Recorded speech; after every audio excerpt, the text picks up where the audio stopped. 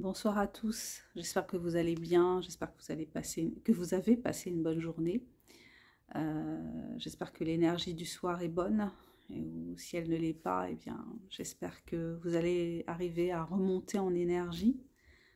Comme je vous le disais hier, c'est très important de s'appliquer à remonter notre énergie parce que on en a besoin et puis ça fait du bien, tout simplement. Et il y a des techniques, hein, il y a des techniques qui sont propres à chacun, finalement, pour retrouver la pêche.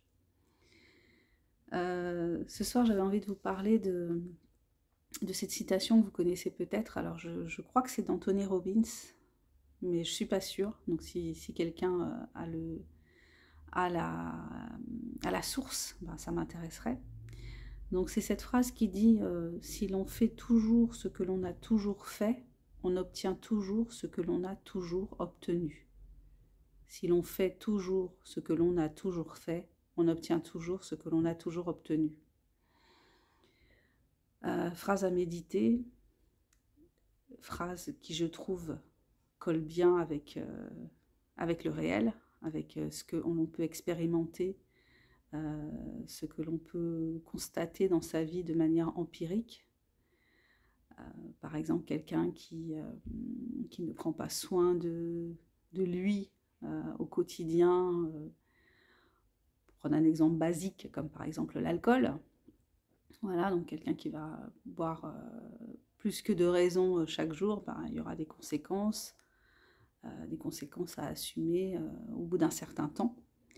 Mais là, je voulais plus vous parler du fait d'agir différemment par rapport plus à des pratiques artistiques, par rapport plus précisément à l'auto-édition et au fait de se demander quand on est auto-édité, quand on est artiste d'une manière générale et qu'on a envie de partager son art et qu'on a envie de le faire découvrir, que l'on n'est pas propulsé par une maison d'édition, si tant est qu'on puisse être propulsé par sa maison d'édition.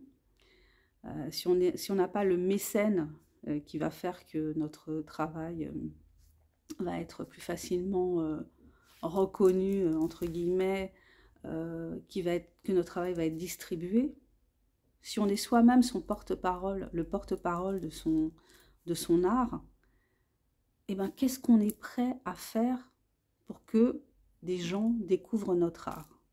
Donc ça, c'est une question que je me pose assez régulièrement et qui prend plus d'espace en fonction de ce qui peut se passer dans ma vie et en fonction du temps mental et du temps physique que je peux y consacrer. Et donc, dans cette optique-là, eh bien, je me dis que il faut, donc à chaque fois, je me dis, il faut que je sois celle qui fait la promotion de mon art, qui fait la promotion de mes écrits, et que je sois aussi une personne qui est confiante dans l'énergie que j'ai mis dans ce que j'ai produit. Donc là, je vous parle pas de l'avis que les gens peuvent avoir sur ce que j'ai fait. C'est pas ça la question. L'avis, le jugement, en fait. C'est pas ça qui est important là, dans ce cas-là. Ce qui est important, c'est quelle énergie, quel amour, quelle passion j'ai mis dans ce que j'ai produit. Et quel amour, quelle passion, vous, si vous êtes artiste ou si vous êtes écrivain, enfin, quelque part, quand on écrit, on est dans une forme d'art aussi. Et voilà, si on est créatif, on va dire, si on est créatif et si on est dans la démarche de vendre ce qu'on a produit, eh bien, en fait, ce qu'on vend finalement, c'est pas tellement une chose matérielle. Ce qu'on vend, c'est notre énergie.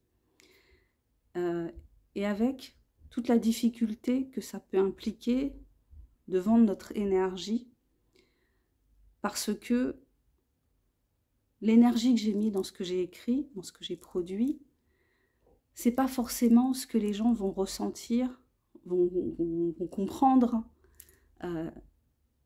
Enfin, j'ai donné une énergie, j'ai produit une œuvre. Je vais appeler ce que j'ai produit une œuvre. Et ben, y a des personnes qui vont rentrer en résonance avec, en fonction de ce que j'aurais fait pour que des gens rentrent en résonance avec, en fonction de la façon dont j'aurais fait la promotion de mon travail, en fonction de la façon dont j'en aurais parlé, en fonction de l'audace que j'aurais eu à en parler, de la valeur que j'aurais donnée à mon travail,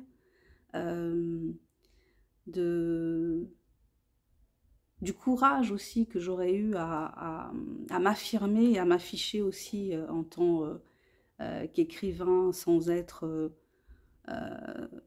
avoir en fait l'aval d'un éditeur. Donc, j'ai fait beaucoup de j'ai fait beaucoup de choses pour vendre mes livres, mais je pense que je n'ai pas fait suffisamment pour me faire connaître. Je pense que j'ai encore des choses que je peux faire, et je pense qu'il faut que j'ai le courage aussi de faire ce que je n'ai pas encore fait, et comme par exemple, eh bien, venir régulièrement sur YouTube pour parler, pas forcément de ma création littéraire, mais de ce qui fait que les gens puissent avoir envie de découvrir ma création littéraire. Donc, c'est pour ça que je démarre cette série de vidéos en me disant que je vais faire ce que je n'ai pas l'habitude de faire. Donc, je ne vais pas continuer à faire ce que j'ai toujours fait. Je vais essayer de faire ce que je n'ai pas encore fait. Et voir ce que ça va donner. Donc, nous verrons bien. Nous verrons bien. Ok, bah écoutez, c'était ça que je voulais partager avec vous ce soir. Cette idée d'énergie qu'on partage, parce qu'on est, on est des êtres qui partageons une énergie, parce que quand on se rencontre, ben, on est dans des échanges d'énergie. Peut-être que si vous me rencontrez en vrai, ben, ça va matcher. Peut-être que ça va pas matcher parce qu'on ne sera pas sur la même longueur d'onde. Mais bon, en tout cas, c'est ça.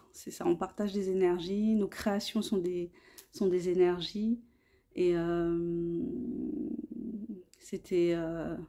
ouais, voilà. C'était ça que je voulais partager avec vous ce soir. Ok, ben écoutez, je me présente pour ceux qui ne me connaissent pas. Donc, je suis Sandra Ganval, je suis écrivaine indépendante. Je vous invite à découvrir mon travail qui est accessible sur Amazon, donc publié en auto-édition. L'auto-édition, c'est le choix, mon choix de la liberté. Je vous embrasse, je vous souhaite une bonne soirée, je vous souhaite le meilleur, plein de bonnes choses. À bientôt. Bye bye.